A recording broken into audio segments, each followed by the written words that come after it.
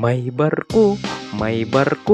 barkong di pasahero, sigilag kaberya, kay karaan kaayo, usa kadto kagabii, sa amo nga pagbiyahe, daghang kaming pasahero, maanindot, maaligre, hala, pabor, oges tibor, ang singit sa kapitan, apan ni diritso ang vapor, nihibulong ang tanan, gisusi o giadto sa opisyal di permero, bantog rawa makabana, kay ang timol nagaduka, pagluto kamog kape, matud sa hipi di bali, sa kusina ming adto, kay hubog ang kusinero, ang sireno nagyaw-yaw, nagkurog kay gitugnaw, namukaw sa maririro, kay gistong sing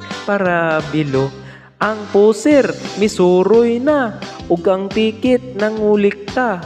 nagkalingaw siya kakidhat, kay pasaherong dalaga, gibadlong niya ang mangboy, ang klase nga nagukoy-ukoy, ayang diha naguna-una, kay midungang kitang duha. Isuda dahi muna ang ningaw sa barko.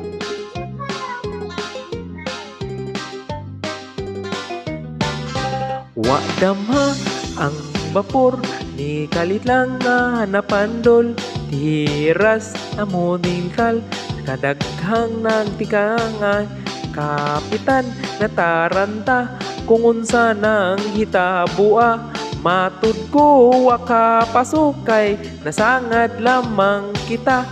ang mga makinista naglumba sa pagsaka, kay ang ilang makina sa tubig milangoy na, wa kunoy esperanza, kay ang barko na buslot na, kinahanglan gayong biyaan, sa kabuti mamahalin na, hala buti iarya na, kay malunod na kita, nagkagubot ang tanan, ni adtong barkong karaan, nagdungan na kami glukso, lakip mga pasahero, ang buti nga nagbungkag, kay gabok na di ay kaayo, ang manudo sa kapitan, hala manglangoy,